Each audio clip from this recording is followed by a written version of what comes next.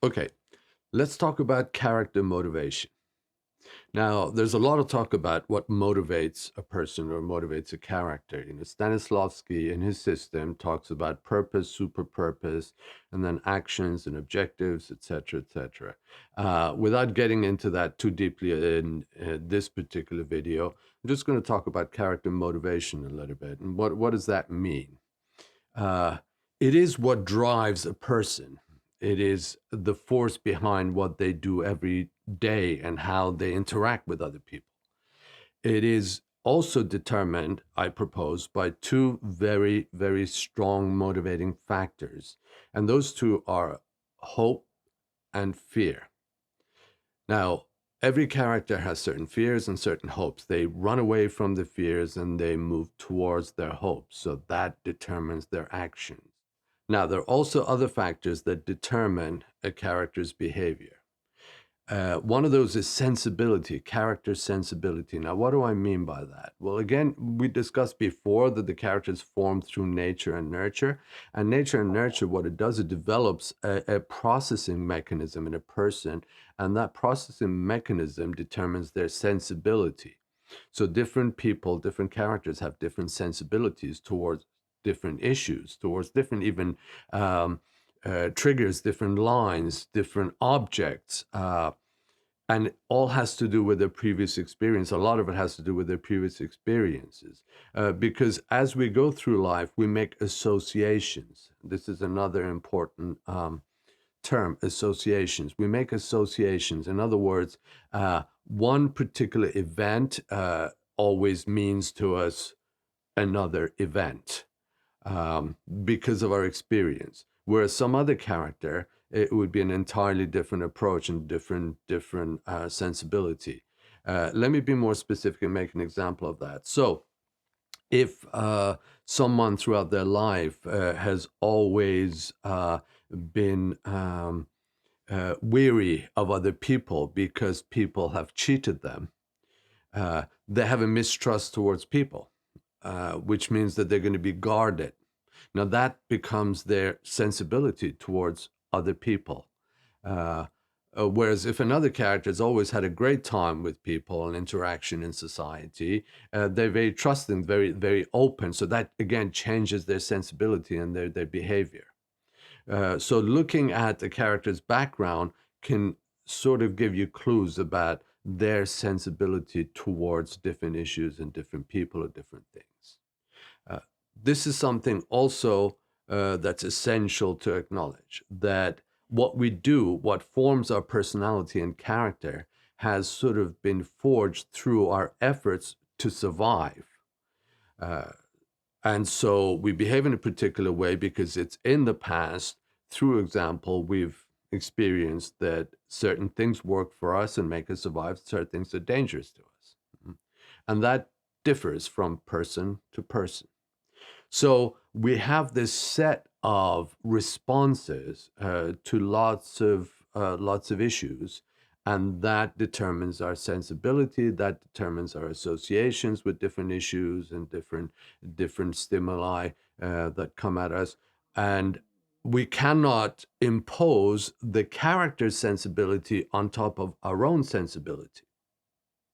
You see, this is where we need to start from more of a neutral place when it comes to character work. Otherwise, we are piling on the character's pattern of behavior on top of our own. We are piling on their sensibilities on top of our own, and they may not match. And quite often they don't. Sometimes they do. If a character is very close to us, we think, oh, we just make minor adjustments. Again, it has to do with the type of work that you're doing. But if the character is more of an extreme character and it's very far away from your own personality, then it becomes essential to get to a neutral place when it comes to your own patterns of behavior and your own sensibilities so that you can allow and accommodate the characters. Uh, it's almost like if you have a sound mixer and you have all these knobs and they each determine one aspect of the quality of that sound or the character of that sound. you can impose two on top of one another, two of those.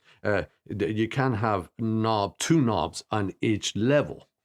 You see, if you put your sensibility on top of the characters, that's what you're doing effectively. So what you need to do is take it all down to a neutral point and then rebuild that. Okay. So again, how do we do that?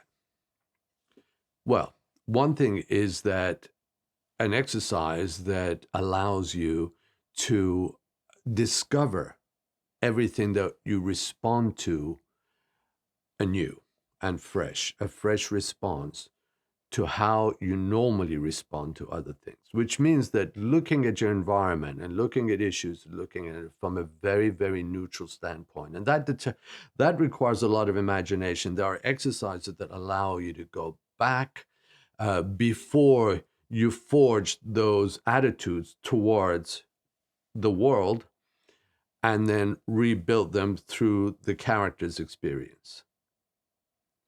That means that you can totally embody the character when you're working in a film or on stage. And so your reactions become totally spontaneous and much more truthful.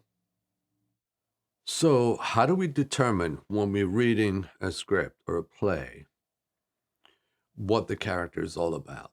Well, this is what I call mining the text for information to begin with. What you need to do is look at many aspects of how the character is represented in the play or in the script. One is, of course, there's some character profile or description. There is that. They can be detailed or sometimes very general, but those create some sort of an outline. So, what you need to do is also look at their choice of diction, the pattern of language, their mode of literally vocal expression, verbal expression for that matter. So you look, do they use long sentences? Do they answer people in short sentences? Do they go into rants? Do they talk in paragraphs to a simple question? What kind of words, as I said, what kind of diction do they use? That again gives you more of an outline of where they're going. Again, looking at where they are at the beginning of the play or the script or the film, and where do they end up at the end, finding that journey of development. And through that, trying to determine their struggle, their conflict. Again, through that, you discover what do they want? What is their purpose? What is their super purpose? What are the obstacles in their way? Once you get the terrain of that journey of the character, you start to gradually put some pieces of information together for yourself. And of course, you never want to sum up the character entirely. There should always be a question mark. If you want to find out more about these subjects, or if you want to book a free consultation session with me, check out my website. Thank you.